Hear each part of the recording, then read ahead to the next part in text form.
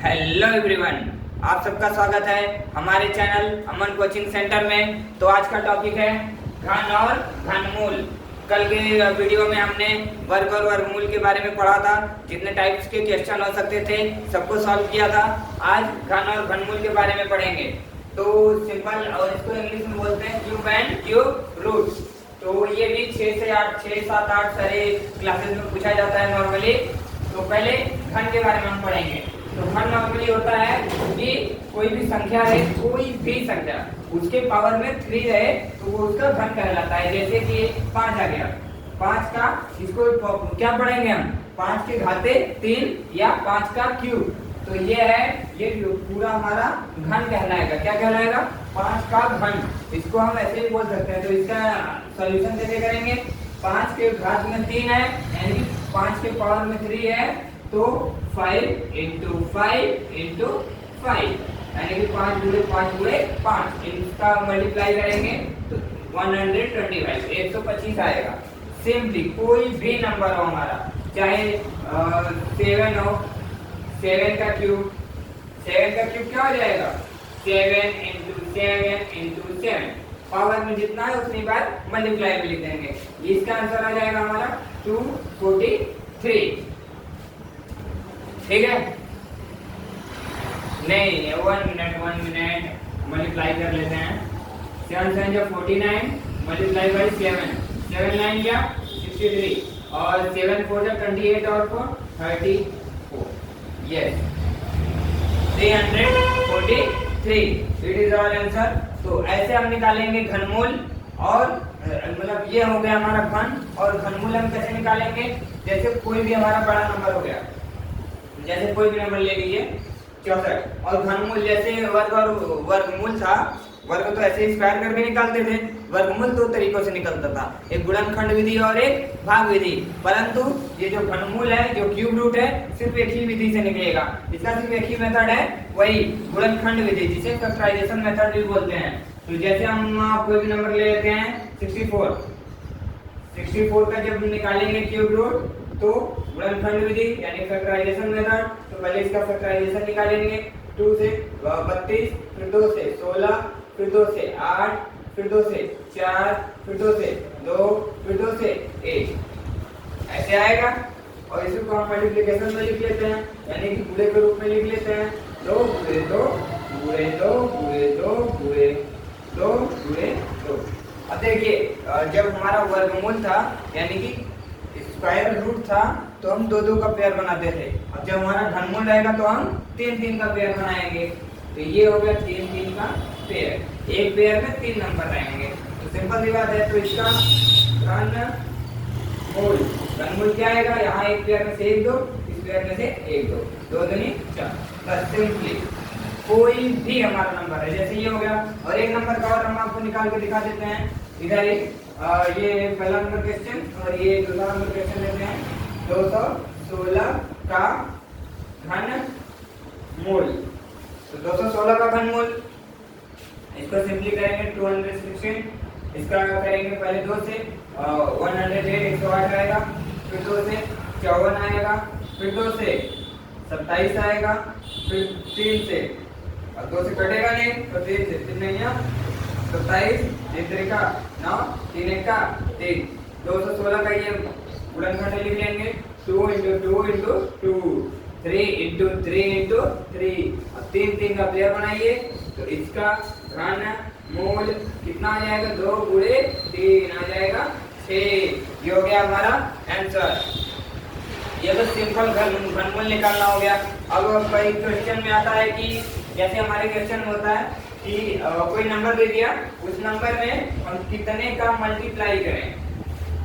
कोई हमें नंबर दे दिया, उस नंबर में हम कितने का मल्टीप्लाई करें या फिर कितने का गुणा करें कि वो पूर्ण घन बन जाए, और या फिर कितने का भाग करें कि वो पूर्ण घन बन जाए।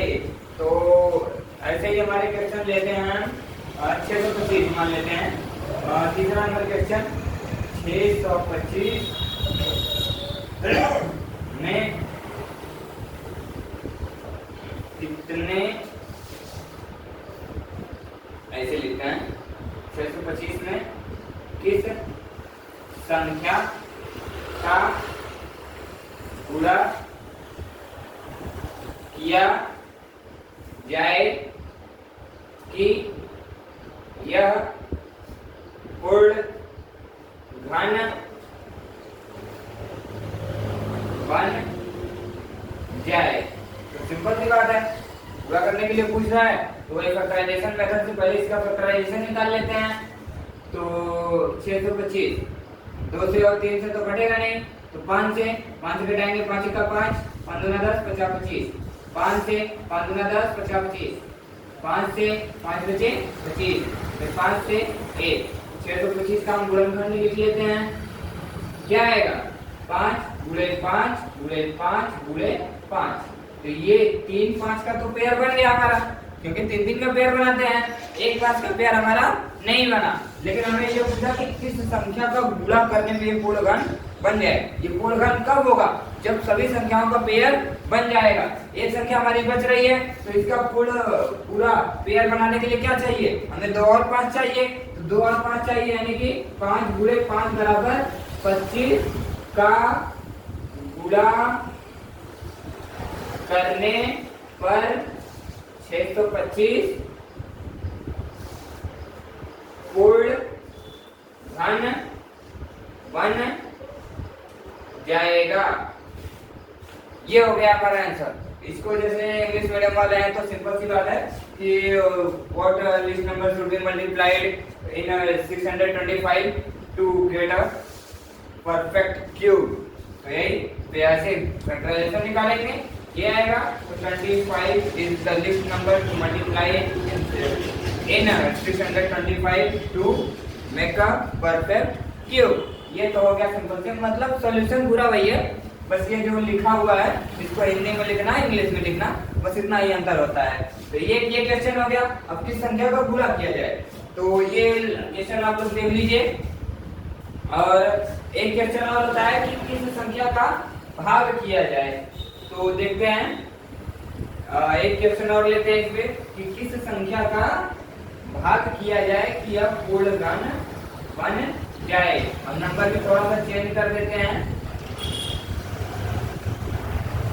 जैसे कि हमारा नंबर हो जाता है 108। 108 में किस संख्या से हम भाग किया जाए कि यह पूर्ण घन बन जाए। तो सिंपल सी, पहले तो हम फैक्टराइजेशन निकालेंगे, गुणनखंड निकालेंगे। 2 से 2 पंजे 10, 2 चौके 8, 2 से 2 दूनी 4, 2 सत्ते 14, फिर 3 से 9, 3 से 3 और 3 से 1। तो इसको साइड में लिखते हैं क्या 108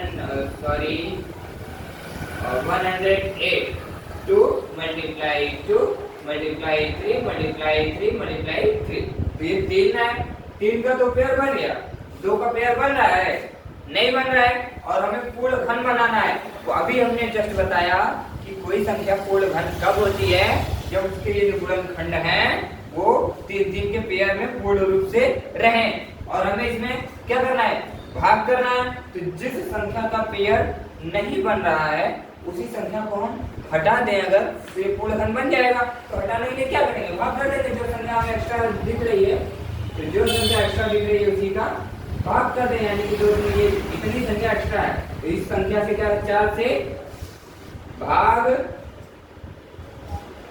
करने पर 108 एक पूर्ण घन बन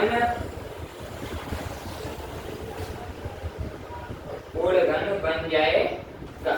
तो बस सिंपल सी बात है, घन और घनमूल में सिंपल से इतने ही टाइप्स के क्वेश्चन होते हैं। हाँ, कुछ में नंबर बड़े आ जाएंगे, छोटे नंबर ऊपर नीचे होते हैं, बाकी सारे क्वेश्चन बस इसी टाइप से होते हैं। और एक क्वेश्चन और आता है कि एक जैसे घनाकार बॉक्स है, कोई भी घनाकार बॉक्स है, उसका क्षेत्रफल दिया गया है, तो उसका निकालेंगे।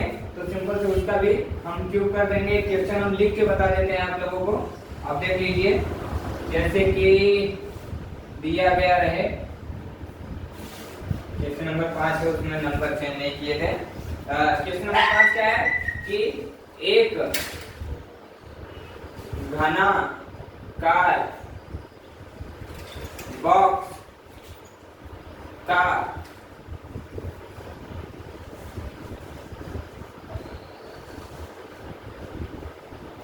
आयतन कितना दिया है, मान लेते हैं 216 मीटर क्यूब है, ठीक है। तो घनाकार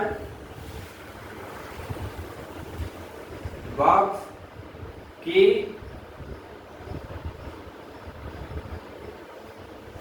भुजा ज्ञात कीजिए। तो घनाकार बॉक्स की भुजा ज्ञात करनी है और सिंपल सी बात है, ये क्या है, घन का आयतन। तो घन का आयतन क्या होता है, भुजा का क्यूब। तो घन का आयतन कितना दिया है, 216 दिया है और भुजा का क्यूब, यानी कि ये जो है भुजा का क्यूब। तो 216 का अगर इधर क्यूब के फॉर्म में लिखा है तो इसको भी क्यूब के फॉर्म में लिख देते हैं, यानी कि घन के फॉर्म में लिख देते हैं। तो इसको पहले इसका घनमूल निकाल लेते हैं, देखते हैं क्या आता है। यही 108, फिर 2 से 54, इसका भी हमने पहले किया था, आपको सॉल्यूशन में शायद याद होगा। ये 3 से 9, फिर 3 से 3, 3 से 1, यहाँ से 1 2 आ जाएगा 2, यहाँ से 1 3 आ जाएगा, ये रहेगा 3। इसका गुणा कर देंगे 2 3 6, तो इसका क्या आ गया, 6 आ गया। इसको लिख सकते हैं 6 का क्यूब और ये हो जाएगा भुजा का क्यूब। तो कंपेयर करने पे भुजा बराबर क्या आ जाएगी हमारी, 6 मीटर, क्योंकि ये मीटर में दिया हुआ था तो ये भुजा हमारी मीटर में ही आएगी। तो बस इतने ही टाइप्स के क्वेश्चन होते हैं इसमें। आज के लिए इतना बहुत है, धन्यवाद, मिलते हैं अगले वीडियो में।